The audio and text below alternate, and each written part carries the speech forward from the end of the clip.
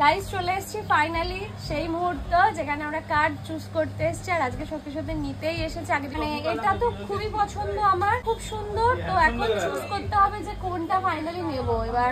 আসসালামু আলাইকুম গাইস, কেমন আছো সবাই? আশা করছি সবাই অনেক ভালো আছো, সুস্থ আছো। আলহামদুলিল্লাহ আমরাও ভালো আছি, সুস্থ আছি। এই যে মা, আসসালামু আলাইকুম। কেমন আছো?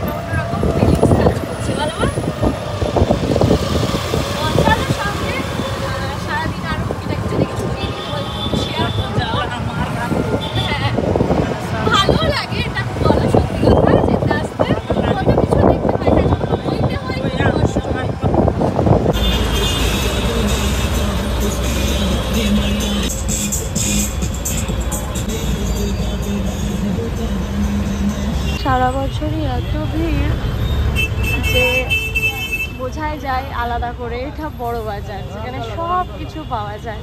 নেমে তো গেছি স্প্ল্যানেডে, কিন্তু যাব চাঁদনিতে। আগে পর্দাগুলো আগের দিন তো হাফ নিয়ে যাওয়া হয়েছিল, আজকে বাকি হাফটা নিতে হবে। তারপর এখান থেকে চলে যাবো বড় বাজার কার্ডের জন্য।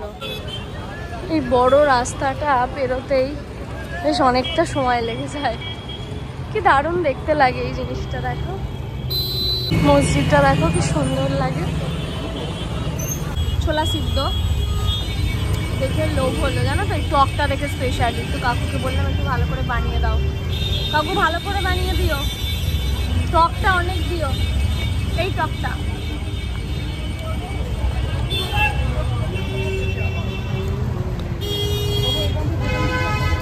কাকুকে বললাম খাবো, যদি একটু বসার জায়গা দাও। কাকু বসতে দিলে এলো, ঠিক আছে এবার বসে বসে খাই। মা পর্দাটা নিচ্ছে ওখানে, আমি একটা বসে আছি। আর ভালো লাগছে না আমার আজকে, জানি না কেন। এসে হঠাৎ এত একটা বাজে গরম লাগলো, কারণ টায়ার্ড হয়ে গিয়েছি। আমি চানাটা তো নিয়েছি, চলো এবার এটাকে খেয়ে নিই। মা পর্দা নিয়ে চলে এসেছে, মাকে বললাম মা তুমিও খাও কাকুর কাছে ছোলা। কাকু আমায় অনেকক্ষণ বসতে দিয়েছিল, এখানে বসে বসে আমি ছোলা খাচ্ছিলাম। নিয়ে নিয়েছি আমরা ট্যাক্সি চাঁদনি থেকে। জানো তো আমার ওই ভিড় বাসে যাতায়াত করতে আজকাল জানি না কেন ভালো লাগে না। বসার জায়গা পেলে ঠিক আছে, কিন্তু দাঁড়িয়ে কষ্ট করে অভ্যেস নেই তো, একদম ভালো লাগে না। একটু ভাড়া বেশি নেয়, কিন্তু একটু কমফোর্টেবল ভাবে মাকে বা যেই আমরা থাকি না কেন এখন শান্তি আমরা বেশি খুঁজি, মানে কমফোর্টেবল হলেই হবে, তাই না বলো? তো সেই জন্য ট্যাক্সি নিয়ে নিয়েছি, ট্যাক্সি করে যাবো বড় বাজার। চলো এই সিগন্যাল, কলকাতা সিগন্যাল তো জানোই, দাঁড়াতেই হবে। কলকাতায় গাড়ি বের করেছো আর একটু দাঁড়াবে না, এটা তো হয় না, তাই না কাকু? সিগন্যাল তো খেতেই হবে, বলো। বিনা সিগন্যাল হবে না, হবে না। আপনার বাড়ি কোথায়? বিহার। বিহার এদিকে ট্যাক্সি কাকুদের বেশিরভাগেরই বাড়ি বিহার, তাহলে ঝাড়খণ্ড। কত দূর দূর থেকে সবাই ফ্যামিলি রেখে বিভিন্ন জায়গায় কাজের সূত্রে যায়, তাই না বলো? সবারই পরিবার ওয়েট করে থাকে কখন আসবে বাবা দাদু, তাই তো? কাজের জন্য থাকা। কবে বাড়ি যান? দুর্গাপূজায় বাড়ি কবে যান? বাড়ি পর 2 মাস 3 মাস পরে যাই। ও এখানে ভাড়া থাকেন দাদা? ভাড়া থাকে। আমি না গাইস, আমাদের ডানকুনিতে অনেকগুলো ফল আছে, হ্যাঁ ফলের জুসও খাই, দেখেছো? প্রত্যেকটা জায়গায় গিয়ে আমি এত বকাই, এত হাসানোর চেষ্টা করি, আমার মনে হয় ওই ব্যবহারটুকুই থেকে যাবে, তাই না? আমি আমার মতো শপিং করে বা খেয়ে বাড়ি চলে যাব, কিন্তু সেইখানে যে ব্যবহারটা করে আসবো সেইটাই মনে থেকে যাবে। কেউ কারোর খায় না, কেউ কারোর নেয় না, সবাই সবার মতো চলি, কিন্তু এই যে হাসি মুখে ভালো আছেন বা কি করছেন এইটুকু জিজ্ঞাসা করাটাও মনে হয় অনেক বেশি প্রয়োজন। তা আমরা কজন করি। গাইস দেখো হাঁটছি আর উপরে ওই লাইটগুলো দেখতে পেয়েছি, কি সুন্দর লাগছে। এত লাইটের দোকান, লাইটগুলো দেখে না আরো মনে হচ্ছে যেন সামনেই উৎসব আসছে। এক একটার দাম 180 টাকা। ভাবলাম এই পুরো থোকাটার দাম হয়তো 180 টাকা। সেই খুঁজে খুঁজে জিনিসপত্র নেওয়া, মানে একটা দিকের থেকে আর একটা দিক পুরো অন্য। একদিকে ধরো লেহেঙ্গা নেবে, সেদিকটা পুরো অন্য, বোরখা আলাদা। মা নেবে এখন ন্যাপথলিন। এবারে চলে এসেছি আমরা জুয়েলারির দিকে। কি সুন্দর কত চুড়ি দেখো, দারুণ লাগছে। খাবো একটু ফল, মিক্সড ফল। তরমুজটা দেখে আরো বেশি খেতে ইচ্ছা করছে, গরম পড়ে গেছে তো। আর এই যে কার্ডের দিকে চলে এসেছি, সামনে প্রচুর কার্ড, এদিকে ওদিকে। যেই দোকানটায় দেখে গিয়েছিলাম সেই দোকানটা থেকে নেবো। মায়েরটা মিক্স নিয়েছি, আমারটা শুধু তরমুজ আর আনারস নিয়ে নিয়েছি। মায়ের আর আমার জন্য ফল, চলো ফলটাকে খেয়ে নি। গাইস চলে এসেছি ফাইনালি সেই মুহূর্ত যেখানে আমরা কার্ড চুজ করতে এসেছি। আর আজকে সত্যি সত্যি নিতেই এসেছি। আগের দিন তো দেখে গিয়েছিলাম, এত ভ্যারাইটিস রয়েছে আর প্রতিটা জিনিসই মানে পছন্দ হবেই। সত্যি কথা বলছি, এত কার্ড দেখি আমি যেখানে দেখে একবার দেখি যেটা আমার পছন্দ হয় আমি আবার আসি। হ্যাঁ সত্যি, মানে এটা তো খুবই পছন্দ আমার, এটাও খুব সুন্দর। তো এখন চুজ করতে হবে যে কোনটা ফাইনালি নেব। এবার আজকে এখান থেকেই নিয়ে চলে যাবো। এবার প্রিন্ট করাতে গেলে কয়েকদিন পরে এসে নিয়ে যেতে হবে। তো ওটাই বাবার থেকে কনফার্ম হয়ে যাবো। আগে চুজ করে নিয়ে যে কোনটা ভালো করে আগে দেখে নিই আমরা, তারপরে তোমাদেরকে রাখছি। প্রচুর রয়েছে, দেখাও এইদিকে অনেক কার্ড রয়েছে। এই কার্ডটা অনেক সুন্দর লাগছে গাইস, দেখো। কিন্তু এটার মানে ভিতরটা প্লেন, বাইরেটা খুব সুন্দর। মা দেখতে থাকো, কোনটা পছন্দ হচ্ছে সেটাই ফাইনাল করবে। হ্যাঁ কাকু, বাইরেগুলো খুব সুন্দর, ভিতরটা একটুখানি এগুলো প্লেন কাট, এগুলো সফটওয়্যার কাট, এগুলো এরকমই থাকে। কিন্তু তাহলে এগুলোর এত কাজ? এগুলো কোয়ান্টিটির উপর ডিপেন্ড করে। একবার যখন এটা বানালাম তখন 50,000 কাট বানিয়েছি। 24-24 বক্স থাকবে, বক্স বানানো। আচ্ছা 24-24। এটা দেখো মা। অনেকগুলো কার্ড দেখার পরে এই দুটো পছন্দ করলাম। এবার দুটোর মধ্যে থেকে দুটো নিতে পারবো না, একটা চুজ করব। তো কোনটা করবো? এইটা গোলের ওপর, এটাও খুব সুন্দর দেখতে। অনেকগুলো বেশ মানে কি বলবো, ডায়েরির পাতার মতো রয়েছে, এটাও খুব সুন্দর। দুটোর দাম অলমোস্ট সেমই। তো কোনটা চুজ করব তোমরা কমেন্ট করে জানাও, তারপরে তো দেখতে পাবে যে কোনটা অর্ডার দিয়ে যাচ্ছি। আজকে তোমরা বলো কোনটা ভালো লাগছে। বিল করানো হয়ে যাচ্ছে, কিছু বুঝছো? তোমার সঙ্গী চলে যাবে মা। মায়ের বড় বাজারে আসার পার্টনার গাইজ আমি। একটা বড় কাজ মিটে গেল, এখন কার্ডগুলো নিয়ে যেতে হবে। 3-4 দিন সময় লাগবে, তারপরে এসে একদিন নিয়ে যাব। ততদিনের মধ্যে রোজা পড়ে যাবে। পরের কার্ডটাও সুন্দর লাগছে দেখো। একটা বড় সড়ো কাজ, সোমবার বা মঙ্গলবার এসে নিয়ে যেতে হবে। মানে ফুল অনেকদিন ধরে নাকি নাইট করতে ইচ্ছা করছিল, নামলাম এখন আমরা ময়দানে। ময়দান থেকে কেউ ব্লগ দেখো গাইস, কমেন্ট করে জানিও তো। আগে তো তোমাদের বলেছি বাবার সাথে প্রচুর আসতাম বাইকে করে ময়দানে। এখন এই স্প্ল্যানেড বড় বাজার হয়ে যাওয়াতে আর অতটা আসা হয় না। শরৎ সদনটা কি সুন্দর করেছে দেখো, আগে এত সুন্দর ছিল না। ভিতরটা হয়তো জানি না কীরকম, একই রকম আছে কিনা, কিন্তু বাইরেটা অনেক সুন্দর করে ডেকোরেট করা হয়েছে। বেরিয়েছি তো কিছু একটা খেতে হবে, সেই জন্যই আরও ময়দানে নামা। জানো তো এখন আমরা রেস্টুরেন্টের দিকে যাচ্ছি। রেস্টুরেন্টটা অনেকটাই দূর, বাস স্ট্যান্ড থেকে নেমে বেশ অনেকটা আগে। অর্ডার করে দিয়েছি, এখানে বসে মা খাবে হচ্ছে এগ রোল, আমি খাবো মোমো, বোনেদের জন্য ফিশ ফিঙ্গার নিয়ে নিচ্ছি। টায়ার্ড হয়ে গিয়েছি জানো। হচ্ছে আমার মোমো, স্যুপটা তো দেখে টেস্টি লাগছে না।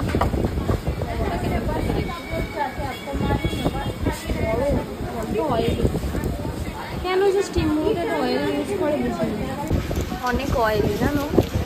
বাবা মা টিস্যুটা পুরো জড়িয়ে যাচ্ছে।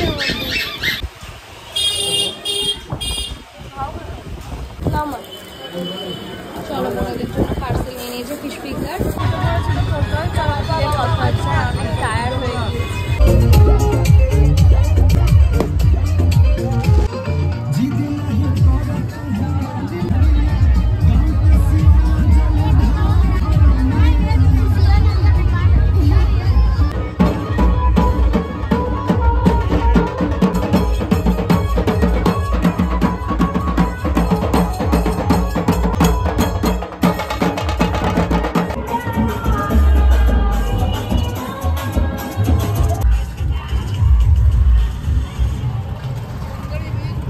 নাচতে নাচতেই মানা বলছে মা একটা কথা বলবো, কিছু বলবে না তো?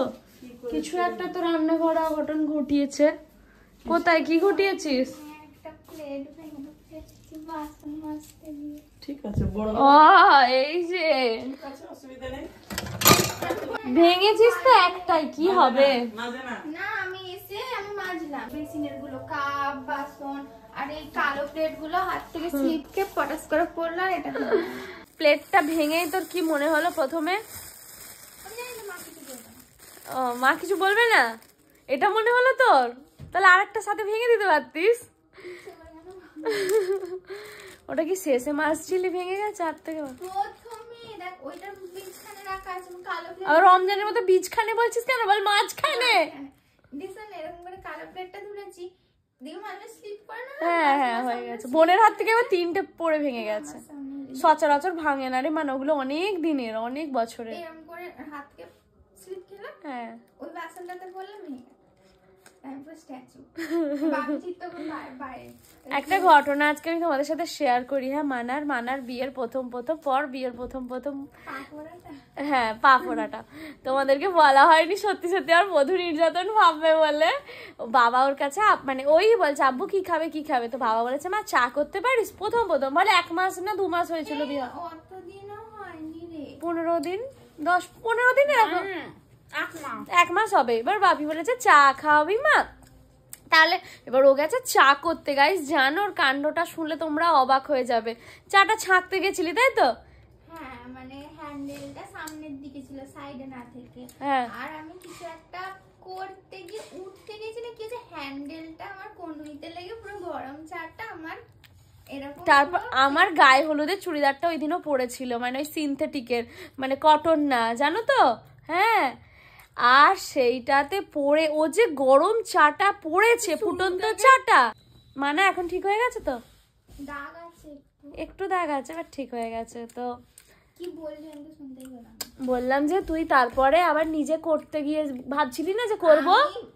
আমি তখন নতুন এসেছি। হ্যাঁ আর পুরো 5 কাপের চা করছিলাম, 5 কাপ মনে হয় আমাদের 5 জনের দিয়ে। তারপরে এবার কি হলো, হ্যাঁ দিয়ে উল্টে গেছে। না সবারই করছিল। সবার করছিল। হ্যাঁ 5 কাপ অতটুকুনি পড়লে তো অতটা হতো না। অনেকটা দিয়ে এবার হ্যান্ডেলটা কনুইতে লেগে উল্টে গেছে পুরো আমার পা হয়ে। আর আমি না তখন ওই ব্যথাটা বুঝতে পারিনি, তখন আর মাথায় ঘুরছে যদি কেউ আমাকে কিছু বলে, কারণ তখন নতুন বুঝতে পারিনি। আমি ভাবছি বাবা সবাই কি মনে করবে, যেটা চা করতে বললাম ওটা হচ্ছে না। হ্যাঁ তারপর দিয়ে তারপরে আমি কি করেছি, সাইডে দেখছি একটা ঘর মোছা আছে, ঘর মোছাটা দিয়ে আমি চাটা মুছছি, চাটা মুছছি আর বেসিনে ধুচ্ছি, মানে চাটা তুলছি আর বেসিনে ধুচ্ছি, দিয়ে 5 কাপ চা চাপিয়ে আমি উপরে পালাই। নাহলে জ্বলছে তো, গরম চা পড়েছে যে দুধে। দিয়ে তারপরে কি হলো, আর থাকতে না পেরে 5 বার আমি তো মুছেছি। দিয়ে তারপরে আমি এই ঘরে ও 5 বার ওই গরম চাটা মুছেছে, মুছে আবার গায়েরটাও না, সানে যেটা পড়েছে। হ্যাঁ তো 5 বার ওটাকে মুছেছে, গায়ে যে ফুটন্ত পড়ে গেছে তারপর ও 5 বার মুছেছে। আমরা ঘরে পড়েছে তো সঙ্গে সঙ্গে বুঝতে পারে। আমি পালাতাম তার আগে, কিন্তু তুই কোথায় পালাতিস? পান্ডুয়া পালাতাম উপরে, কারণ সবাই তো দেখে ফেলতো গায়ে কিছু একটা পড়ে আছে। আর হচ্ছে কি যে ডাইনিং এ বসেছিল বাপি আর মা ফোনে কার সাথে একটা কথা বলছে। হ্যাঁ আর আমরা কোথায় ছিলাম? হ্যাঁ আমি এবার আমি ভাবছি যে আমি যে এই ঘর মানে ডাইনিং থেকে এই যে গিয়ে আমি ওই ঘরে গিয়ে ওকে বলবো যে দেখো আমার পা মানে চাপ পড়ে গেছে। আর আমি তো বাপি মায়ের ভয় মানে যেতে পারছি যে বসে আছে কি ভাববে এখানে। দিয়ে তাও আমি কি ভাববে ভেবে তুই ওই গরম চাটা তুলেই যাচ্ছিস মেঝে থেকে। তারপরে মা এবার ফোনে কথা বলা হয়ে গেল, মা মানে ডাইনিং থেকে সরেছে, আমি একটু উঁকি মেরে দেখলাম বাপি একটা ডাইনিং এ বসে আছে ফোন ঘাটছে। দিয়ে আমি ছুটে গিয়ে গেছি পাশের ঘরে, দিয়ে ওকে বলছি যে আমার চা পড়ে গেছে। ও ভেবেছে চা নরমাল পড়ে গেছে, আমার তোর গায়ে পড়েনি। দিয়ে আমি দিয়ে ও নরমাল রিঅ্যাক্ট করলো। আর যখনই বলছে আমার গায়ে পড়েছে ব্যাস হয়ে গেছে, সবাই চিৎকার চাইলো। ভাবো গাইস, মা তো কাঁদতে লেগেছে। আর বাপি বলছে আমি আর জীবনে মা তোর কাছে চা খেতে চাইবো না মা। আর তারপর থেকে চাইও নি ভয়েতে, তাই না বল? চাটাও আর করে না। থেকে বরফ বার করে সানে এরকম করা সেদিনকে পারলে ওই বক্সটাই ভেঙে দেয়। বরফ জমাট বোতল যাই হোক এরকম করে গরমে ছুঁড়লো দিয়ে সবার সে কি কান্না। স্বাভাবিক, ও নতুন এসছে, তার কয়েকদিন পরে চাচিমার আসার কথা ছিল বল, তারপরে এসছিল, একটা খারাপ লাগা না, ওকে কেউ বলেনি, ও নিজে আবদার করেছিল, বাবা বললো ঠিক আছে চা করা, চা করতে গিয়ে ওর এই অবস্থা হয়ে গিয়েছিল। তো যাই হোক, তারপর থেকে বাবা বাড়িতে কেউই ওকে আর চা করতে বলে না, রান্নাঘরে কিছুই করতে বলে না, ও নিজে থেকে শখ করে এখন টুকটাক রান্না করে, চা নয়। বাপ রে বাপ, মানা আর কোনোদিনে চা করবি? হ্যাঁ করেছিস? কবে করলি? ও তোকে বানিয়ে দিয়েছিল, আমাদেরকে আর বানিয়ে দেয়নি, আমাদের সামনে আর করেনি। হ্যাঁ যাই হোক, চল এখন আমরা একটু ফিশ ফিঙ্গার খাই। আজকে তোমাদের সাথে একটা বড় সড়ো কথা শেয়ার করা হলো।